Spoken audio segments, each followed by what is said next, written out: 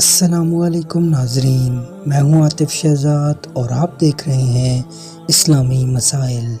امید کرتا ہوں آپ تمام لوگ خیر و عافیت سے ہوں گے۔ حضرت جنید بغدادی رحمۃ اللہ علیہ اپنے وقت کے شاہی پہلوان تھے۔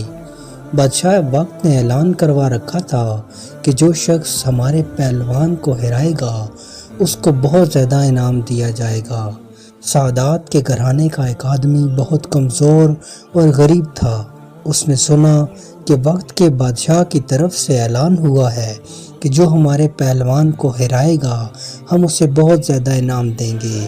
اس نے سوچا کہ جنید کو رستم زباں کہا جاتا ہے، میں اسے ہرا تو نہیں سکتا مگر میرے گھر میں غربت بہت زیادہ ہے، مجھے پریشانی بھی بہت ہے اور کسی کے آگے جا کر اپنا حال بھی نہیں بتا سکتا ہوں، چلو میں مقابلے کی کوشش تو کرتا ہوں۔ چنانچہ اس نے جنید سے کشتی لڑنے کا اعلان کر دیا۔ وقت کا بادشاہ بہت حیران ہوا کہ اتنے بڑے پہلوان کے مقابلے میں ایک کمزور سا آدمی۔ بادشاہ نے کہا کہ تم شکست کھا جاؤ گے۔ اس نے کہا نہیں، میں کامیاب ہو جاؤں گا۔ مقابلے کے لیے دن متعین کر دیا گیا۔ بادشاہ وقت بھی کشتی دیکھنے کے لیے آ گئے۔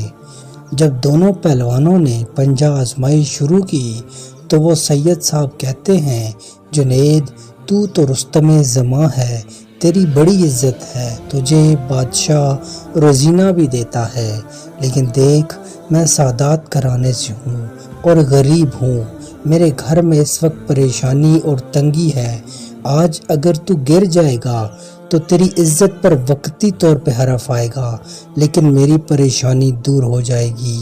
اس کے بعد اس نے کشتی لڑنا شروع کر دی۔ جنید حیران تھے کہ اگر چاہے تو بائیں ہاتھ سے اسے نیچے پٹک سکتے تھے، مگر اس نے نبی کریم صلی اللہ علیہ وآلہ وسلم کی قربت کا واسطہ دیا تھا۔ یہ واسطہ ہمارے پیارے نبی حضرت محمد صلی اللہ علیہ وآلہ وسلم کی نسبت تھی، جس سے جنید کا دل پیچ گیا تھا۔ دل نے فیصلہ کیا کہ جنید اس وقت عزت کا خیال نہ کرنا، تجھے اپنے پیارے محبوب حضرت محمد مصطفیٰ صلی اللہ علیہ وآلہ وسلم کے ہاں عزت مل جائے گی تو تیرے لیے یہی کافی ہے۔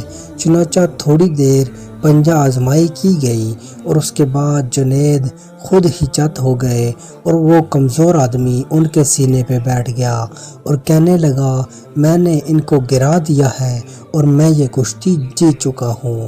بادشاہ نے کہا نہیں، کوئی وجہ ہو سکتی ہے، ایسا ممکن نہیں ہے، لہٰذا دوبارہ کشتی کروائی جائے۔